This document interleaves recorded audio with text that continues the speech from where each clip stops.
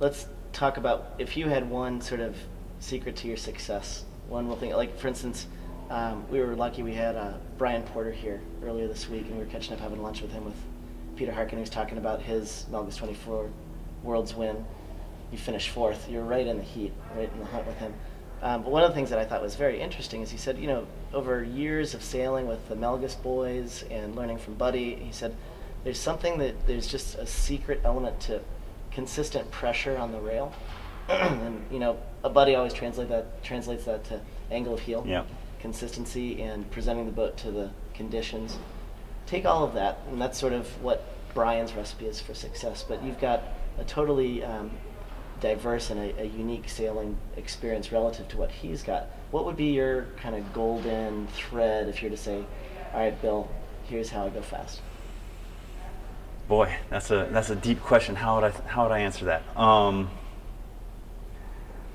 a firm believer in foils. Everything on all the boats that I sail, like, we put so much time into making sure our sails are right. You have to put the same amount of effort into making sure the stuff underneath the water is working just as well.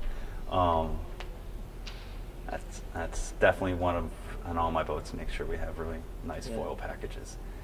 I've learned a lot this year. I was blessed enough to sail with Jonathan McKee in the 24, and I think that was actually a real moment where I got to grow as a sailor and just learn from him. We started off, I think, the first 2 weeks of Melgus sailing being probably one of the slower top group teams, and really questioning our setup and just kind of, you know, going around in a circle trying to figure out how to go faster. You don't really know, and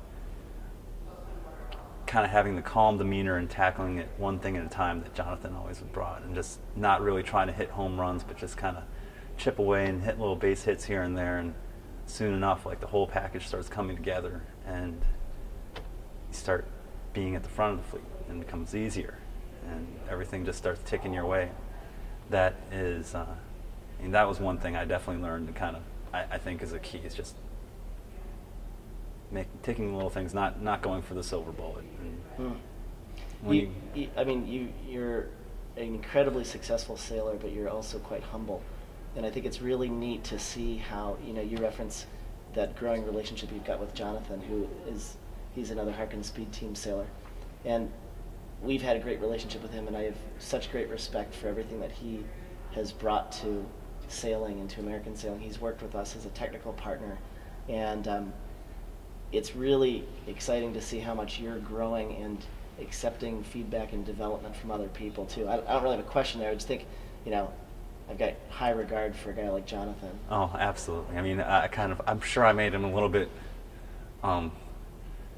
what's the right, embarrassed a couple times, because, like, I remember in college, before I even started really sailing boats, I was still a windsurfer effectively, and waking up early and watching Speed Vision and seeing Jonathan doing the 18-foots with Charlie, and I think that they have Trevor, I don't remember who the third was, but watching him sail, and then this summer's like, holy crap, we're sailing with Jonathan McKee. I told Bear that like numerous times, and I'm sure I made him feel uncomfortable once or twice, but it was cool. Well, like, you know, we all need heroes. Yeah. And, you know, it's funny, there's a lot of really, really smart people that come out of that Pacific Northwest. That's amazing. You know, I mean, Paul Beaker had a lot to do with the America's Cup, as we know, with Oracle. And, you know, we talked a lot about the secrets to the success of your Moth win. I think I'd love to get your insights on that Paul side of things, too. I mean, I think one of the virtues with Paul is he's just incredibly hard worker, and he's never going to give up. But, like, I mean, obviously he's out now. You know, one of the big gains they had was the little torpedoes they had at the junction of the verticals and the Stinger.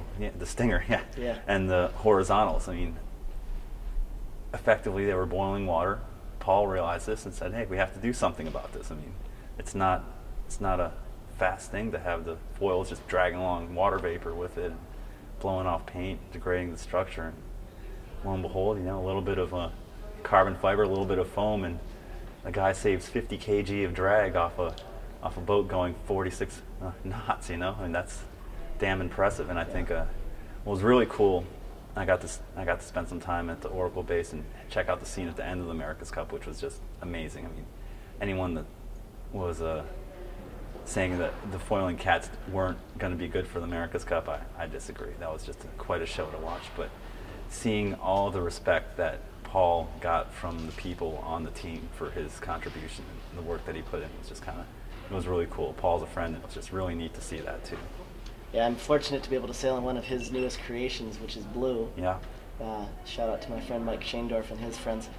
And you could just see the creativity when you're on one of his boats or working with him in some way or another. And it's unique to see all of those things come together. And I'm thinking about things coming together for you. I'm thinking about where you've been, where you are today, and where you might be going. And in some ways, I couldn't write a better sort of resume for positioning yourself for being a helmsman or really actively involved at some level with a future America's Cup program. I mean, you're the two-time world champion and one of the most unique foiling boats in the world, and you've got big boat experience, and you've got a technical street cred. I mean, you don't just sail fast, but you actually really dive deeply into the technical aspects of a boat and what makes it go fast, what prevents it from going fast.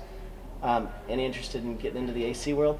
Oh, absolutely. I mean, it seems perfect. I agree. The only thing I could have done better is maybe done more of is maybe done some more Olympic campaigning, and I never got a chance to do that. Maybe the future will change that, but I want to be there. I mean, it's right up my alley, like you said. I have an aerospace engineering degree. I know how to make foiling boats work.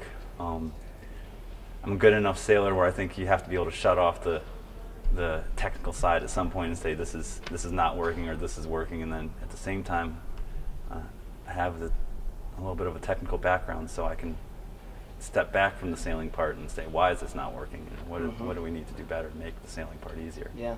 Visiting with Spithill in Annapolis a few weeks ago, he was saying it's amazing. There is no downtime. He was expecting to be able to have a little bit of chance to rest after the win. But this is the time when the teams are really starting to get heavy duty in recruiting, getting people lined up. It's sort of like setting up the next Super Bowl team. Yeah. Starts the day after the win of the last one. Yeah. So I'm sure this is going to be kind of an exciting early phase. Any early news you want to share? Is it something we're going to have to? We'll have to wait and see. I'm harassing anyone who will listen to me and say they got to give me a shot, but I'm really hopeful. I think there should, hopefully, a couple people think it's smart money to give me at least listen to me and see what I have to offer. Awesome.